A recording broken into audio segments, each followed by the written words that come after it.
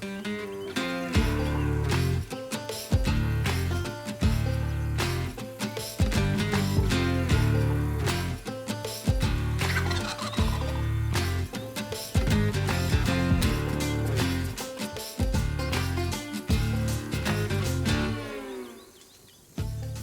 folks, this is Jason LaPardis with Turkeys for Tomorrow.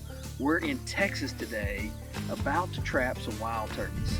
The reason why is we care about turkeys, and we want to make sure that we understand this nesting and brood ecology of these birds. Now, this couldn't happen just between us because we have to use key partners like Texas Park and Wildlife, Sitka, Onyx, LSU, Tennessee Tech. We have all these great people coming together because they care about the wild turkey. So how we capture Rio Grande wild turkeys is different than the eastern subspecies. What we do is create this rectangular cage and put a funnel on it. We pre-bait these sites, and when the turkey goes into the funnel, they get confused. The benefit is there's no net being deployed, they're not overly stressed. We're able to get in there quickly and get out with birds having minimal time with us, and we release them right on site.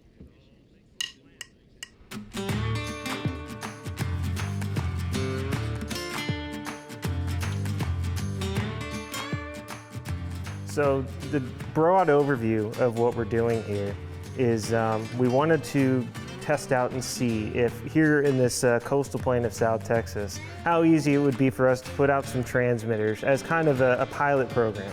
Where we come out here, we see how easy it is to put out traps, we see how many turkeys are out here, and whether or not it's feasible for us to be able to, have a whole project where we can, broaden our scope and start to answer some really important scientific questions that both researchers and turkey hunters and managers, all three of which, would be interested in. Once we capture these birds, we're going to equip adult females with GPS backpack units.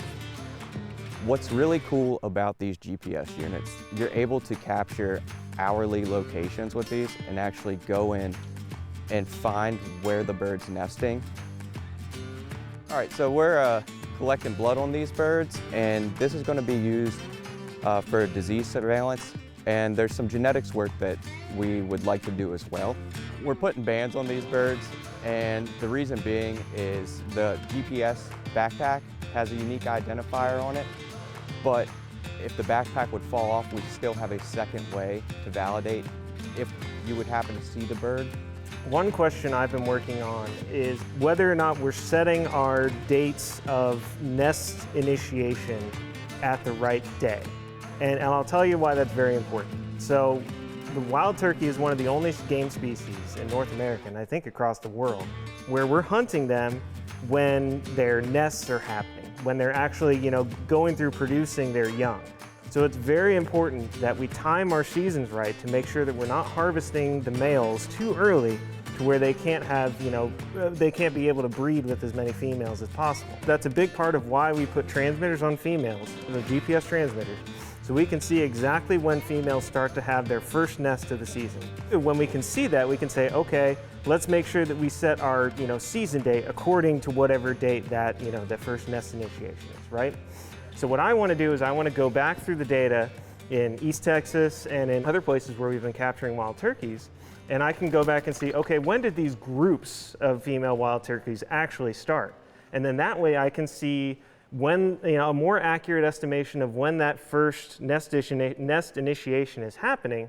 And also, we can see whether or not things like weather or things like a bad winter or a good winter is going to be affecting that. So that's something that not only researchers care about, because we're interested in the ecology of the species, managers care about that because they want to know when to set their hunting dates. And landowners want to know that too because they want to know, when, to not be disturbing the females. So organizations like TFT, they're all very important for connecting scientists to the more broad public, the stakeholders. You have to be able to connect the people who are actually doing that science and making the data and connect it to people who are actually out there on the ground doing the management, connect it to people who are spending money on trying to make this happen. You know, how do we make sure that wild turkeys are going to be something that our children, our grandchildren, and many generations beyond that are something they're going to be able to enjoy?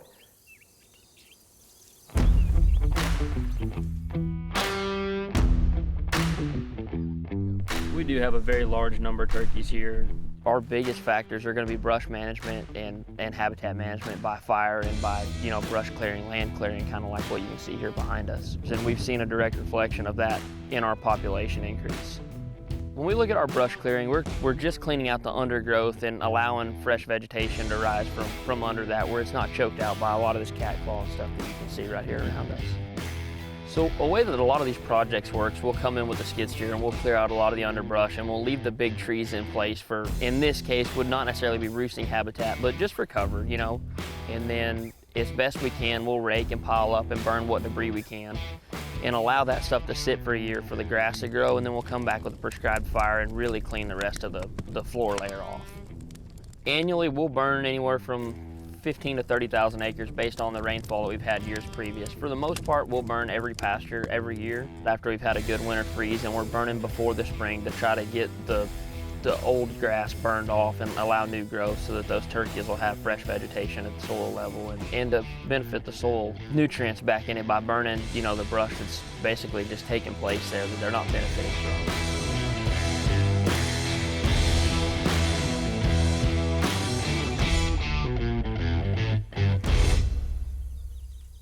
Dan, this is obviously a very special place. Tell us a little bit about what you do different. The first thing I would say is common sense approach. If you have too many of anything, it's a bad thing. And obviously, if you have too little, it's also a bad thing. So you have to try to keep your numbers balanced.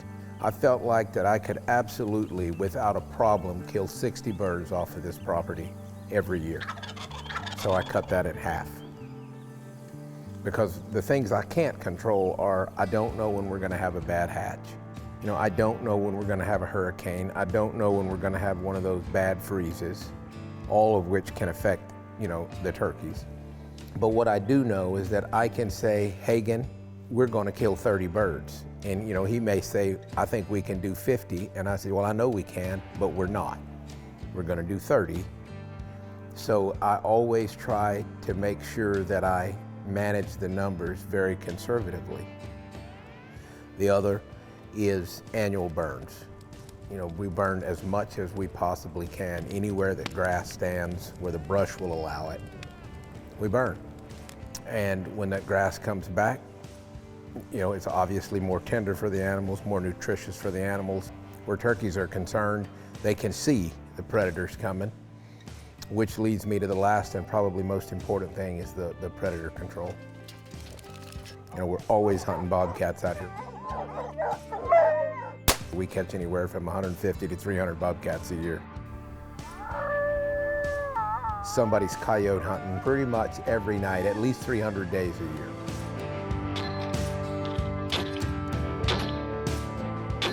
Our turkey population by far exceeded quadruple and maybe more after we upped our coon trapping from just allowing, kids from town to come out and play with traps to putting over 100 traps around all of our known roost areas. The turkey population absolutely exploded. I see for the future of wild turkey, it's going to be just fine.